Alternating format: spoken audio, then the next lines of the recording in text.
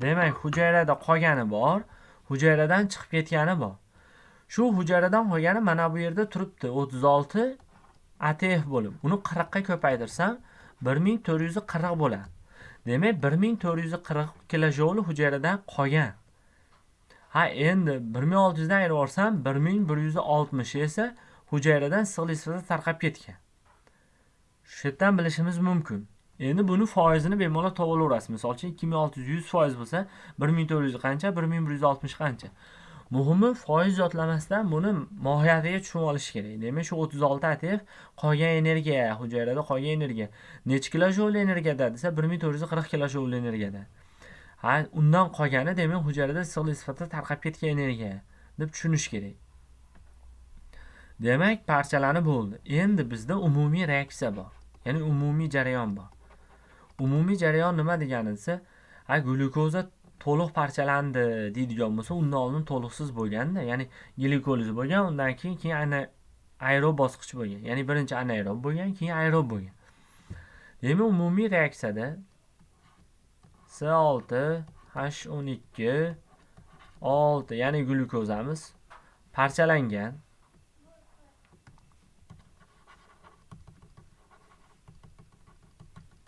Parchalangan 6 mol kislorod ishtirokida deylik. Kislorod ishtirokida hosil bo'lgan nimalar? 6 mol karbonat angidrid. Xo'p, 44 mol suv. Nimaga 44? Glikolizda 2, bag'da 42. 44 mol suv. Va undan tashqari 38 mol ATF hosil bo'lgan. 38 mol ATF. Endi nima uchun 38? Chunki kislorodlikda 36, kislorodsizda 2, jami 38 umumiysida. Demak, bizda umumiy 2800 energiya hosil bo'lgan bo'lsa, buni 100% deydigan bo'lsak, 100% hammasi. Shundan bizda qolgan energiya bor, ya'ni 38 qolgan. 38 umumiy qolgan bo'lsa 40 ga ko'paytirib qo'ysam, menda chiqadi 1520. Demak, umumiy glyukoza to'liq parchalanganda 1520 kilojoul energiya hujayrada qoladi.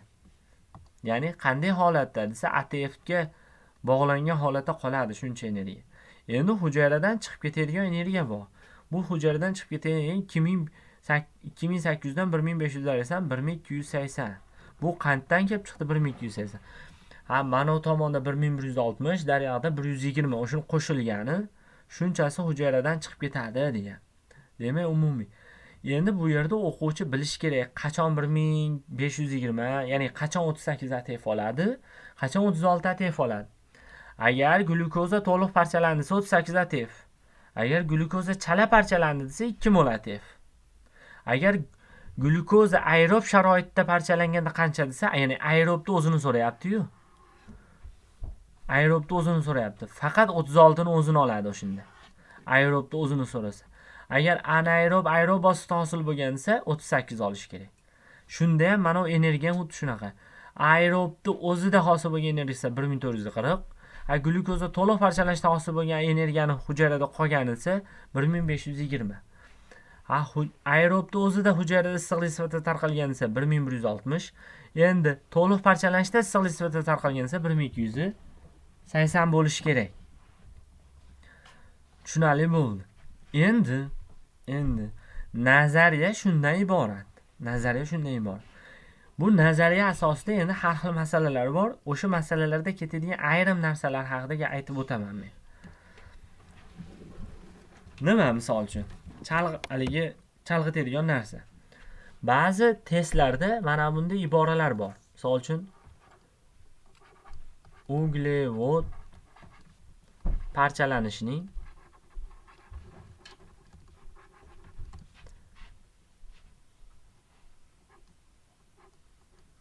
ikkinchi bosqich deylik. Endi glyukoza parchalanishining ikkinchi bosqich. Bir qarashda ikkovi birdek ko'rinadi. Lekin bu yerda ozgina so'z o'yini bor. Qanaqa? Uglerod parchalanishining ikkinchi bosqichi bu aniq. Birinchi bosqich aytdik tayyorgarlik. Ikkinchi bosqich anaerob parchalanish, ya'ni kislorodsiz parchalanish hisoblanadi. Uchinchi bosqich endi aerob parchalanish. Ya'ni uglerod parchalanishining deganda bu ikkinchi bosqich anaerobga qaratilyapti hozir. Endi glyukoza parchalanishi, chunki undan oldin glyukoza bo'lmaganda tayyorgarlik bosqichida nima parchalangan? Aytdik-ku, kraxmal parchalangan yoki glikogen yoki umuman polisaxarid parchalangan. Endi glyukoza parchalanishining ikkinchi bosqichi bu mana unga nisbatan aytilyapti. Ya'ni aerobga nisbatan aytilyapti. Chunki glyukoza birinchi glikolizda parchalangan, keyin davomi uni nimada parchalangan? Aerob mitoxondriyada parchalangan.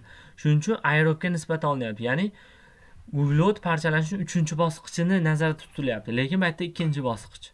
Shuni ya'ni shuni e'tiborga olish kerak. Bu birinchi holat. Ya'ni e'tibor berish kerak bo'ladigan joy. Endi yana bittasi. Bizda aytadi, misol uchun 10 mol glyukoza parchalandi, qanchadir qismi chala, qanchadir qismi to'liq parchalandi deydi. Shunda aytadi, shu glyukoza parchalanish natijasida tovol degan deylik. Tasavvur qilaylik, 3 moli chala parchalangan, 7 moli, masalan, sharti bo'yicha qanaqa qilib tovol deylik. 3 mol chala, 7 mol to'liq parchalangan. Topshiriqlarni bajarishda bu topshiriq beradi, A, B topshiriq. A topshiriqda aytadi, glikolizda issiqlik sifatida tarqalib ketgan energiyani topib bering menga deydi. Glikolizda issiqlik sifatida tarqalib ketgan energiya, bizda glikoliz qaysi deymiz? Chala parchalanish. Tezda 3 ni ko'paytiramizda 1 molida 120 bo'lsa, 3 da 360 olib ketamiz. Yo'q, bunaqa bo'lmaydi. To'g'ri 360 da ham olish kerak, lekin biz to'liq javob chiqarmadik hozir. Sabab nimaga desa, glikoliz dedimmi? Glikolizdan to'liq ham o'tganda, demak, umumiy glyukozaga nisbatan gapirasiz shunda. Demak, umumiy glyukoza bizda 10 mi? 10 ni 120 ga ko'paytirib qo'ying. 1200 bo'ladi. Chunki 7 mol to'liq parchalansa ham u ham glikoliz bosqichidan o'tganda, shuni nazarda tutish kerak. Shuni olish kerak demoqchiman. Endi demak, bu yana bitta qisqacha takrorlab to'xtalib o'tyapman. Keyingisi yana nimani e'tibor beradi? Aytaylik, qanaqadir o'simlik hujayrasi. Bedami, sebargami, nimadir. Shu o'simlik hujayrasida yana xuddi shunaqa 10 mol glyukoza bor. 10 mol glyukoza. 10 mol glyukozaning 3 moli chala, 7 moli to'liq parchalandi. Yana aytadi, mana bu hayvon hujayrasi edi-da, tasavvur qilaylik. Mana yana glikolizda. Yo'q, glikoliz demaydi endi. Endi aytadi, kislorodsiz sharoitda. Ya'ni kislorodsiz sharoitda sintezlangan ATFlar sonini topib bering menga deydi. Glyukoza kislorodsiz sharoitda desa yana olasizmi deya olasiz. Kislorodsiz sharoitda demak, oldingi nazariya bo'yicha gapiryapman. 3 moli da 2 bo'lsa 6 chiqadi ATF. 7 molida 2 dan chiqsa 14 chiqadi. Yoki umumiy 10 ga nisbatan olsam ham 10 kara 2 20. Demak, bu yerda 20 mol ATF hosil bo'ladi desiz, xato bo'lib qoladi. Nimaga xato? Chunki kislorod sharoitda ATF sintez qiladigan joy faqat sitoplazma emas-da. Sitoplazma emas. O'simlik bo'lgani uchun endi unda nima ham bo'ladi? Xloroplast ham bo'ladi. Shu xloroplastdagi ATFni ham hisobga olish kerak. Shuni 20 ga shuni ham qo'shish kerak. Xloroplastdagi ATFni qayerdan bilaman desa, mana bu to'liq parchalangan glyukozani mitoxondriyaga nisbatan olasiz. 7 ni ko'paytirasiz 36 ga, misol uchun. 7 ni 36 ga ko'paytirsak, hosil bo'ladi 252. Demak, 252 mol ATF hosil bo'lgan mitoxondriyada. Shunga nisbatan xloroplastlarda bilamiz 30 marta ko'p. Demak, xloroplastlarda 252 ni 30 ga ko'paytirsak 7560 chiqadi.